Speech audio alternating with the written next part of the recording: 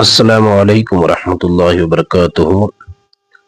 اللہم صلی علی سیدنا محمد وعلی سیدنا محمد واصحاب سیدنا محمد وبارک وسلم علیہ۔ گزشتہ قسط میں حضرت خدیجہ سے نکاح، حضور کا شام کا سفر، بحیرہ راہب کی تفصیلات، ساری چیزیں عرض کی تھیں۔ اس قسط میں ہم عرض کریں گے ایک سیاہ پتھر کے لیے سرخ لہو کا سیلاب کیسے تھما۔ حضرت ابراہیم علیہ السلام کے بعد نبی اکرم صلی اللہ علیہ وآلہ وسلم تک خانہ کعبہ اسی پہلی تعمیر پر تھا، لیکن اتنا وقت گزر جانے اور بار بار سیلاب آنے کی وجہ سے دیواریں بہت زیادہ کمزور ہو گئی تھیں۔ نبی اکرم صلی اللہ علیہ وسلم کی عمر مبارک 35 سال کی تھی کہ مکہ والوں نے مشورہ کر کے خانہ کعبہ کی نئی تعمیر کا فیصلہ کر لیا۔ انہی دنوں روم کا ایک سمندری جہاز جدہ کی بندرگاہ میں کسی موج سے ٹکرا کر ٹوٹ گیا تھا۔ قریش کے ایک سردار ولید بن مغیرہ نے اس کے تختے خانہ کعبہ کی چھت کے لیے خرید لیے، کیونکہ اب تک خانہ کعبہ کی صرف دیواریں تھیں، چھت نہیں تھی۔ انہوں نے لکڑیاں بھی لے لیں اور باقوم نامی ایک ماہر معمار یعنی مستری بھی ساتھ لے لیا۔ پھر اسی کی نگرانی میں کام شروع ہوا۔ اس وقت بیت اللہ شریف کے متولی ابو طالب تھے۔ انہوں نے کام اور جگہ اس طرح تقسیم کر دی کہ کسی کو کوئی شکوہ نہیں۔ کام شروع ہو گیا اور سب مل کر یہ فیصلہ کر بھی لیا کہ اللہ تعالیٰ کے گھر میں حلال مال کے علاوہ کچھ بھی استعمال نہیں کریں گے۔ سود، چوری، رشوت وغیرہ کی کمائی سے اللہ کے گھر کو پاک رکھا جائے گا۔ اسی وجہ سے جب خرچہ کم ہو گیا تو انہوں نے ایک طرف سے 6 ہاتھ خانہ کعبہ کم کر کے اس جگہ کو باہر چھوڑ دیا جس کو حطیم کہا جاتا ہے۔ خیر، جب دیواریں اس اونچائی تک پہنچ گئی جہاں ایک کونے میں جنت سے آیا ہوا کالا پتھر یعنی حجر اسود رکھنا تھا، اس پر ایک بڑا فتنہ اور وبال کھڑا ہو گیا، کیونکہ اس پتھر کے رکھنے میں بڑی شان بنتی تھی۔ ہر ایک قبیلہ کا سردار بلکہ ہر آدمی آستین چڑھا کر آ گیا کہ یہ پتھر میں نے ہی رکھنا ہے، یہ فخر اور عزت مجھے ہی حاصل ہونی چاہیے۔ عرب میں ایک روایت تھا کہ جب لڑائی جھگڑے میں وہ یہ قسم کھا لیتے تھے کہ جان و مال سب کچھ قربان کر دیں گے لیکن پیچھے نہیں ہٹیں گے، اس وقت وہ کسی کٹورے میں خون بھر کر اس میں اپنے ہاتھ ڈبو لیتے تھے۔ کچھ قبیلوں نے تو یہ سب کچھ کر لیا اور ایک دوسرے کو للکار کر کہنے لگے کوئی حجر اسود کو اٹھا کر دکھاؤ۔ اس طرح خون کے دریا بہنے ہی والے تھے کہ ایک عمر رسیدہ شخص ابو امیہ بن مغیرہ نے مشورہ دیا، کیوں مرنے لگے ہو؟ کل جو شخص سب سے پہلے مسجد حرام کے دروازے باب شیبہ سے داخل ہو اسی کو اپنا حکم اور جج بنا کر فیصلہ کروا لو۔ سب نے اس کو قبول کر لیا۔ خدا کا کرنا صبح ہوئی اور تمام لوگ حرم پہنچے۔ دیکھتے کیا ہیں کہ سب سے پہلے آنے والے حضرت محمد رسول اللہ صلی اللہ علیہ وسلم ہیں۔ آپ کو دیکھتے ہی سب کی زبانوں سے بے سختہ یہ لفظ نکلے، ھذا الامین رضیناہ، ھذا الامین رضیناہ، یہ تو امانت دار آ گئے ہیں، ہم ان پر راضی ہیں، یہ تو امین آ گئے ہیں، ہم ان پر راضی ہیں۔ یعنی یہ تو ہیں ہی امانت دار، ان کو اگر حکم اور جج نہ بھی بنایا جاتا تب بھی ہم ان پر راضی تھے۔ نبی اکرم صلی اللہ علیہ وآلہ وسلم نے ایک بڑی چادر منگوائی اور حجر اسود اس میں رکھ کر یہ فرمایا کہ ہر قبیلہ کے سردار اس چادر کو تھام لے تاکہ اس شرف سے کوئی قبیلہ محروم نہ رہے۔ اس فیصلہ کو سب نے پسند کیا اور سب نے مل کر چادر اٹھائی۔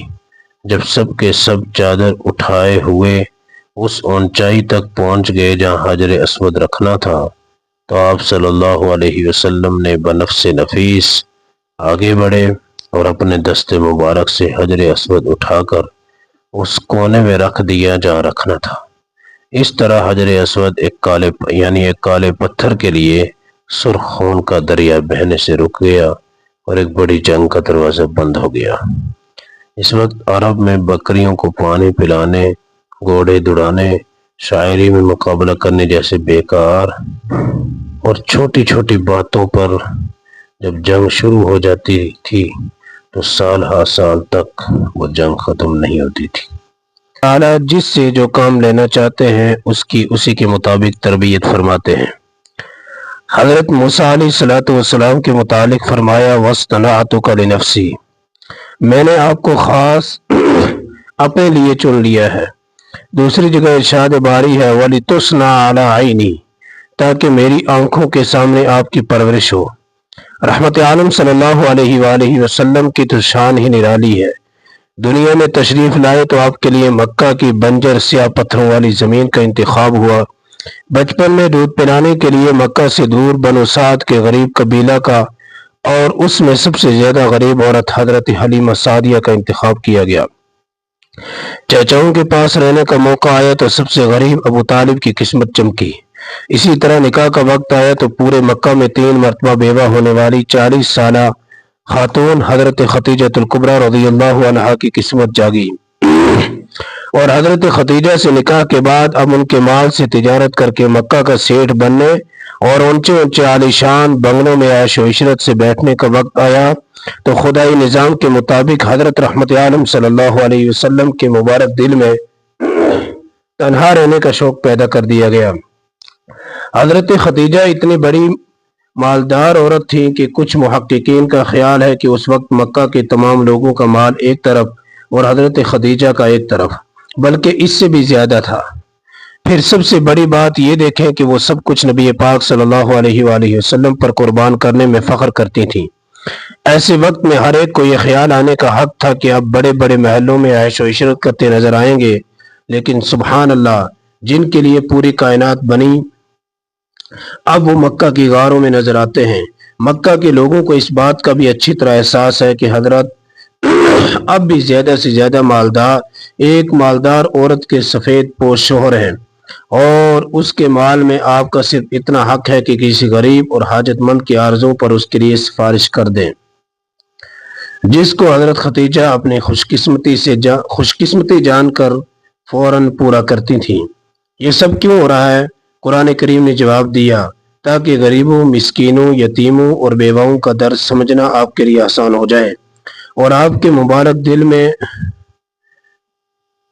ان کی ہمدردی آ جائے، پھر آپ یتیموں، مسکینوں اور بیواؤں کے غمخوار بن جائیں۔ ارشاد ربانی ہے فَأَمَّا الْيَتِيمَ فَلَا تَقْهَرْ وَأَمَّا السَّائِلَ فَلَا تَنْهَرْ، بہرحال آپ یتیم پر سختی نہ کیجیے اور سائل کو نہ جھڑکیے۔ پھر جتنا جتنا نبوت کے اعلان کا وقت قریب آ رہا تھا اتنا آپ کو تنہا رہنے اور تنہائی میں بیٹھنے کا شوق بڑھتا جا رہا تھا، بلکہ آپ کئی ہفتوں اور مہینوں تنہا بیابان غاروں میں بیٹھنے کو پسند فرماتے تھے۔ حضرت اما جان عائشہ صدیقہ رضی اللہ تعالیٰ عنہ فرماتی ہیں ثم حبب الیہ الخلاء وکان یخلو بغار حرا، پھر نبی اکرم صلی اللہ علیہ وسلم کے دل میں تنہا رہنے کا شوق پیدا کر دیا گیا اور آپ صلی اللہ علیہ وسلم غار حرا میں تنہا رہتے تھے۔ خدا ہی جانتا ہے آپ کس کس غار میں بیٹھے ہوں گے۔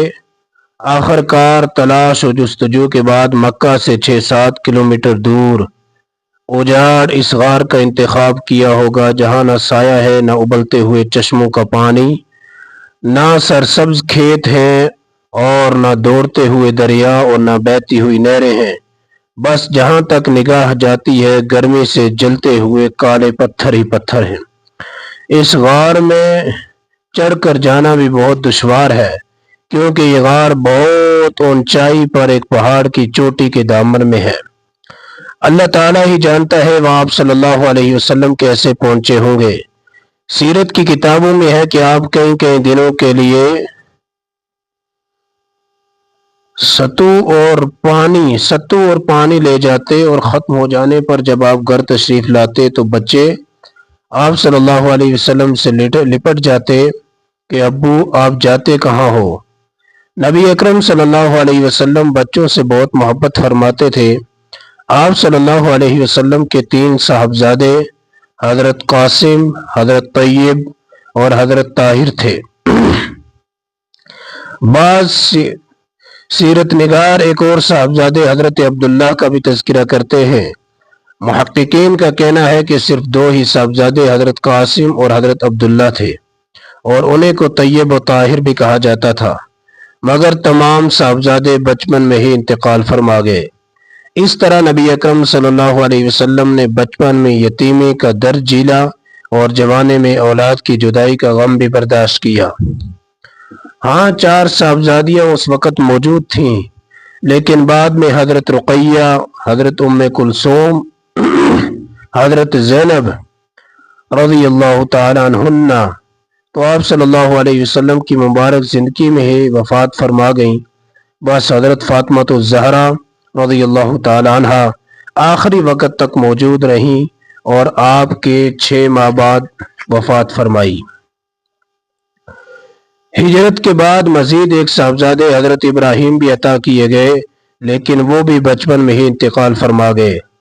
بڑے صاحبزادے حضرت قاسم کے نام پر حضرت ختیجہ رضی اللہ تعالیٰ عنہ حضور صلی اللہ علیہ وسلم کو ابو القاسم یعنی قاسم کے ابو بھی کہتی تھیں، اور جب آپ کئی دنوں کے بعد تشریف لاتے تو وہ بہت زیادہ پیار سے فرماتی تھی، ابو القاسم آپ ٹھیک ہیں نا؟